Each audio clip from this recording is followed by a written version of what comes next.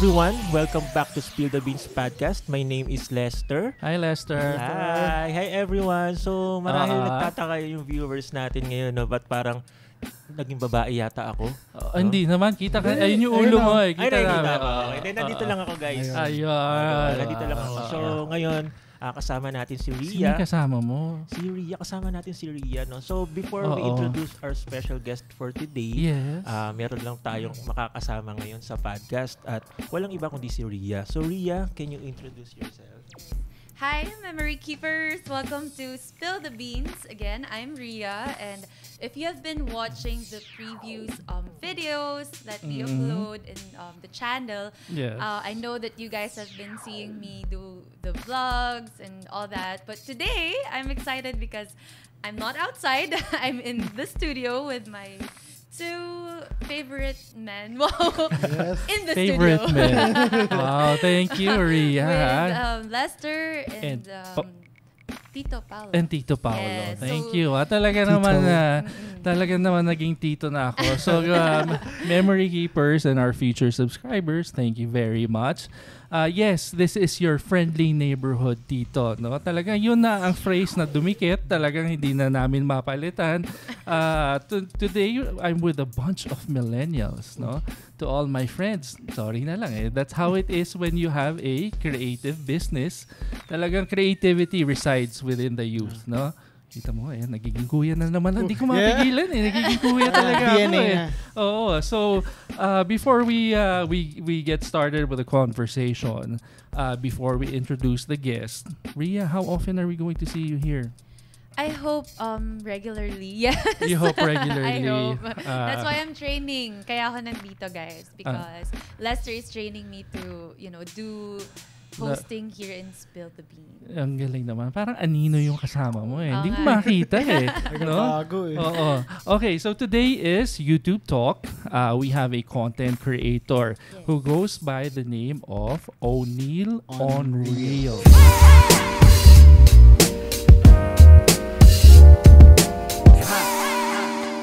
Hey guys, so my name is O'Neil Unreal.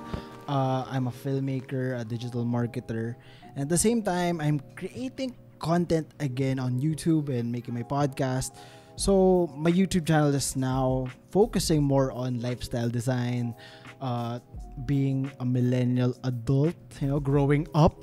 Millennial adult. Yun yung mga challenges na gusto ko i-share, sharing my experiences and knowledge to my fellow millennials, Gen Z, and even baby boomers kung makakaabot pa doon. Oo, parang ako ba yan? Baby boomer ata ako, no? Pasok doon. Oo, hindi millennial. Hindi naman po halata. Hindi halata. Thank you. Millennial pa rin. All good. All good. Rhea, I have to tell you, hindi ako sanay. Kasi usually when we start, tahimik na dito the sound is only from this direction. Pero once I hear something, parang nagugulat ako meron dito Something new. Tito Paolo, you have to get used to it. Tito Paolo. Yeah. Sayang. Kukunin na sana kita. Kuya Paolo pala. I stand corrected. Kukunin ko na sana, O'Neil. Kaya lang tinito na naman ako I'll take it into consideration. Kuya Paolo.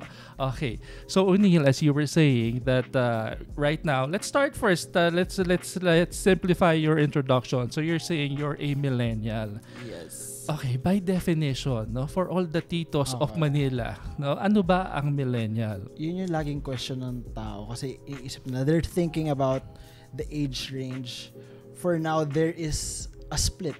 An elder millennial and a younger millennial. Ay, para may kilala ko matandang millennial. Meron. Ano ba ang age ng mga older millennial? Sa older millennial now, pumapasok po sa 38 to 24, 23. Ang 38 millennial pa? Yeah. Sabagay yung wife ko nga millennial. Oo nga, okay. Elder millennial na yan. Elder millennial. Christian Vlogs, elder millennial. Elder millennial ka na dapat. Go ahead. So 38, akala ko kasi mga late 20s. That's already an old millennial. Hindi pa. Hindi pa. Kasi before, when we were having, interviews before, kasi research po namin. Yes. We found Wag mo na ako ipo. Ay, sorry. Sige. Okay, sorry Tito. Podcast canceled. Okay, go ahead. Sorry, it is in the rules. You don't interject. But go ahead. Yeah, so having that work, yung Millennials of Manila, we got to research who are those in the age range of being a millennial. Yeah, of being a millennial, and we found out there are a lot of amazing stories, and it's not the usual misconception of what people think a millennial is. Okay. So millennials, ano pa ang end point nito? 38. Yeah. Pag nag-39 ka na, boom, na? Wala na. Goodbye. Bye. No, you're still a millennial kasi po yung age, kasi yung age range, yung when you were born, that's the count. Okay. So, when you're born from 1998 to 2010, that's what you call a Gen Z. 1998 to 2000 above. 2010 Gen Z na. Zillennials. Yes. I like that. Zillennials. Okay, so let's delve into the young millennials muna because the older millennials, di naman kayo nag-YouTube eh. So, ito na tayo sa nako, ito. Naisip ko tuloy yung comments, no. They also watch naman. But it's more of the younger ones. Okay. So you're O'Neil, right now you're focusing more on content and starting your business, am I correct? Yes. Well, no, I'm now doing digital marketing. Work for a startup. Okay. And that's what I'm practicing, doing this digital marketing landscape, like focusing on Facebook, Instagram, LinkedIn, and promoting your business using those platforms. Okay, you seem to be a very, very, very busy guy. No? How do you have time for personal life? Now, I got to, minimize everything. Focus on the important things. Like, okay, 9 to 5, I have to do my work. And then 5 to 8, I'll either play with my brother, chat with my family and dinner, or sometimes I would have dates with my girlfriend and spend those specific times for them, set time for your friends, for anyone who you care about. Kasi mas mahirap mawala yung mga taong yun. Okay. Focusing on the things you love. Kahit sabi mo, passionate ka on doing this, but you're leaving those important people behind you. Parang maging useless kasi if you're successful, if you're not there to share to anyone, it's pointless. Wow, very good. Yes, no, this is good, no? Kasi even at this age, yes, again, you're friendly. Ano yun, Lester? Yeah. Friendly neighborhood dito, no? Yes. My struggle is still to strike a balance. And I remember my father telling me at one point, he said that no amount of success can make up for failure at home. So, and that's very amazing that you can strike a balance, that you know how to do it at a very young age. I'm still working at it. You're still working. I still have those ups and downs. But you just have to have that compass, your friends or family there to guide you. Ang galing, yeah. And for you to be able to do that, to be able to strike a balance, sabi nga ni Carla Cab, the millennial mom, that's one of the biggest goals talaga. It's to strike a balance between work life and family life. Because if you don't have family life, mahirap eh. No? All that work, as you were saying, all that success won't amount to anything. So, dyan natin makikita ngayon ang struggles, no? The struggles of O'Neil on Real. And this is how I got to know O'Neil. I was looking at 3 hours of my day. I dedicate that to researching on YouTube. And then I saw something that was very... I felt parang kindred spirits kami at this point because we've gone through a lot of failures as well. And etong title pa lang to, when I saw it, I said, okay, if there's any video I'm gonna click on, it's this one. So can we click on Losing a Job by O'Neil on Real? I'm officially unemployed. So I'm broke as fuck. Oy, sorry. What's up guys? My name is O'Neil, and kung first time panoorin yung video or matagal na nanood ang videos sa channel na to, thank you for clicking it dahil sobrang tagal ko na hindi nakapag-upload. Anyway, dito sa video to pag-uusapan natin the thing about losing a job. So, noong 2018, I was doing my dream job, which is being a producer ng Millennials of Manila, kung saan nakapag-interview ako ng mga different Can we hit pause? Lester, may masasabi ka ba doon sa video na yon? Natutuwa ako dahil napakatapang ni O'Neal na i-share yung ganun. That's true. That's true. That's one thing I admire about you that I don't have, no? Because grabe talaga dito sa podcast, napipilitan ako mag-share eh. Pero that's one thing that I really admire about you, that really shows that you're a man, no? Because when I have difficult times, I don't show anyone. But for you, you made a video about it, no? And you opened yourself. You were very vulnerable. What made you think that you should do that? It was never always like that. I was in the same position as you, that you have to hide your feelings. Growing from my kind of family, toughen up. Do this. Don't cry.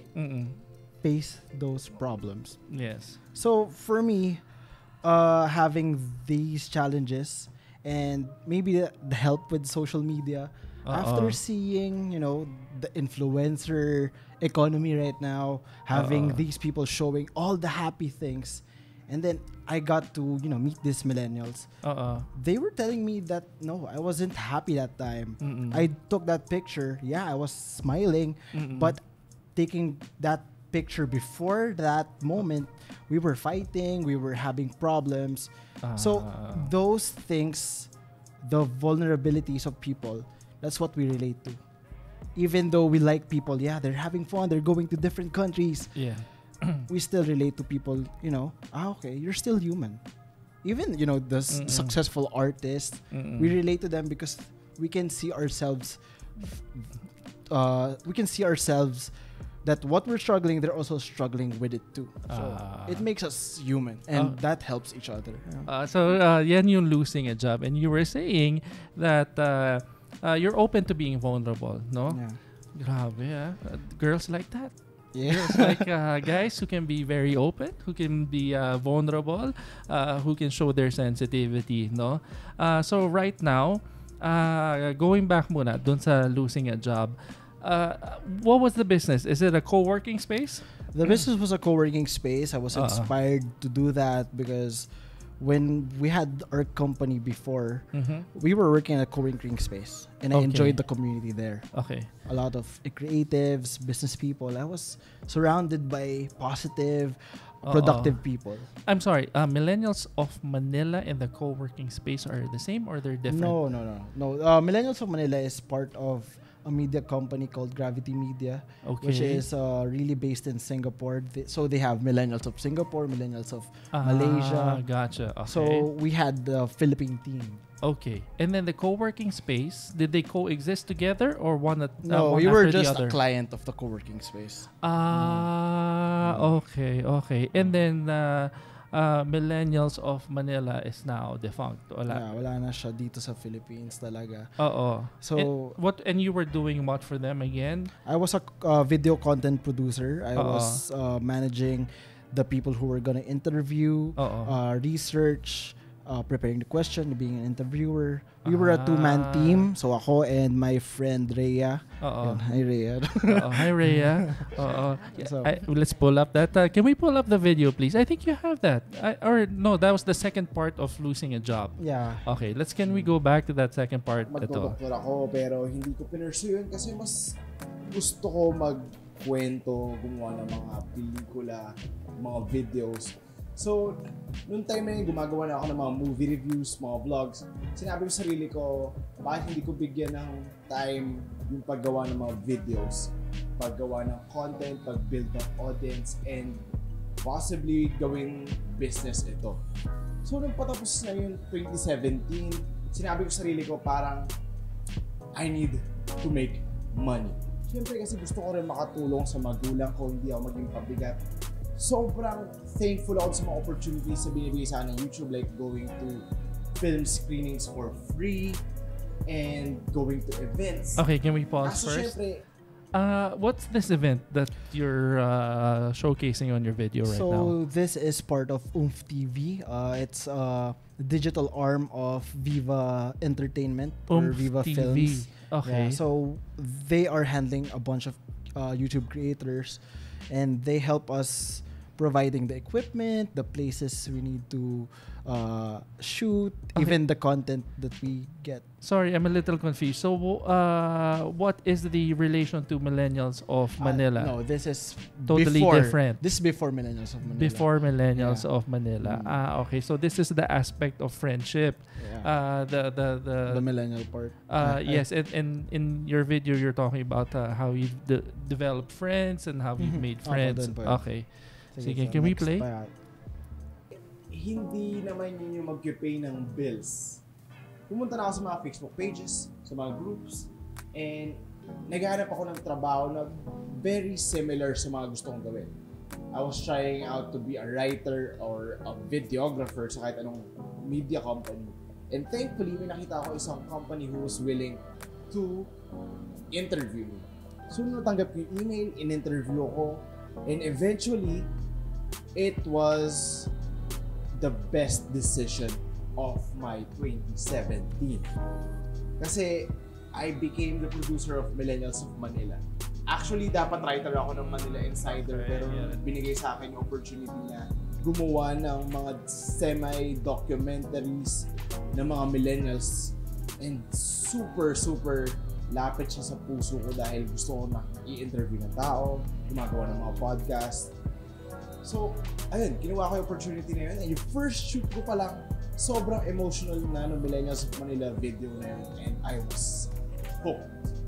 After no first video ko na yun, naghanap na ako ng mga tao na i-interviewin, sino yung mga dapat kausapin, and tuloy-tuloy naging mas maganda yung response ng mga nakakanood sa Facebook. Dahil doon namin na-upload lahat ng mga videos na yun. And that's the whole 2018. Puro ganun yung ginagawa ko, and super fulfilling ng trabaho na yun dahil nakakatulong ako dun sa nagkikwento, nakakatulong din ako dun sa mga nakaka-receive ng kwento. And at the same time, yung mga okay, can we hit pause, please? Tao. Okay. Very interesting stories na nakikita ko dito sa Millennials of Manila. What was the most interesting story for you sa Millennials of Manila? For me, I saw a ballerina. Ang dami. You guys, and I saw that gamer. Grabe yung setup niya. How many screens yung... Tapos may nakatayo pa. So si Paco yun. Pero the one that really hits home for me would be really the ballerina. Okay, can you tell us a little bit of parang ballerina? So si ballerina, I can really relate to her because she came from a different country. Okay. She went to the Philippines because she was given an opportunity to be the principal dancer or yung laging main, the main character nung show. All right.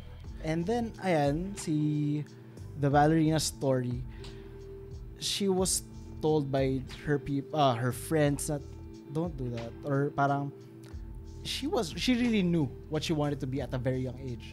What's her nationality? If you American. Know She's an American. She's American. Okay. She's an American, and then she shared that if you're willing to go through something, the hardest part that you'll face is yourself, and that fear yourself. If you just go through that, you can do anything. And she didn't even know where the Philippines is, where the Philippines was. And nung dagating niya dito, oh no, bakit pa nandito? Parang ganun. But she enjoyed the people, she enjoyed the environment, and I can relate to that dahil galing ako Saudi. And living here, I found my home. And ito talaga. Yeah. So how was it? How is she doing now? Now she's doing a lot of competitions. Ngayon nasa ibang bansa na ulit siya. Okay. She studied here, or she's been a principal dancer here. As in, trabaho talaga nila yun full time. Dito sa Ballet Manila. I think she was here for 3 years or 2 years straight. Okay. The reason why I asked for the nationality is because usually the ballerinas, usually their origin country, mga Russians yung mga yan, iba. Yeah, and she trained from her first coach was a Russian. Grabe kasi we also have a very famous ballerina, Filipina, teacher niya. Si Lisa Siya Makua, no? Si Lisa Makua yung nag-message sa kanya. After the competition, Lisa Makua told her na, hey, you want to be a principal dancer in the Philippines. And kaya niya daw pinili Pilipinas. If she went to a different country, she needs to start at the bottom of the ladder or the ranking na yun. Okay. So this is one of the more interesting for you, no? For you as a writer. O'Neil, thank you very much. That was a very insightful conversation. Very mature for your age, Iho.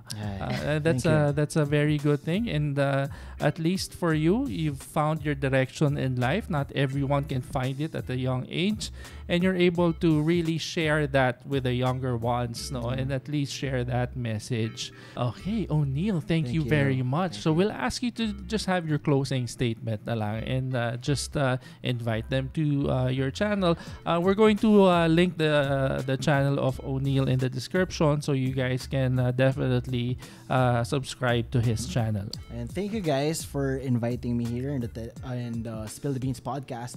And if you want more about, facing the millennial struggles, being an adult in this, I have Peter Pan syndrome. I don't want to grow up yet, but we have to. So, hence that's my YouTube channel. If you want to learn about those things and be an adult, be a grown-up, check my channel out, O'Neil Unreal, or my podcast, That Real Moment. That's it. Okay, O'Neil, thank you very much. The grown-up millennial. Yes, the very mature millennial that we have here. We wish you nothing but the best and all the luck in the world. And I hope we'll be able to have you again. Definitely a very eye-opening episode, especially for millennials. So Lester, please don't hide behind the camera because you still have to take us home, and you give us that cue and the trademark Lester goodbye. Okay. Yes, I want to do it sana, pero gusto ko sanang infuse si Rhea.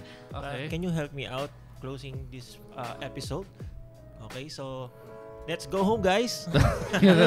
Trademark ni Lester. Okay. Let's go home. O'Neil, thank you so much for coming here in our Spill the Beans podcast. Thank you, O'Neil. And for our memory keepers, please do subscribe to O'Neil. Maganda yung mga content na pinuput out niya dun sa kanyang channel. So, Rhea, can you please take us home?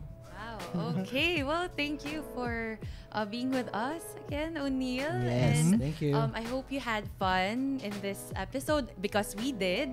And for memory keepers, I hope you enjoyed our video. Thank you for watching, and we'll see you on the next episode.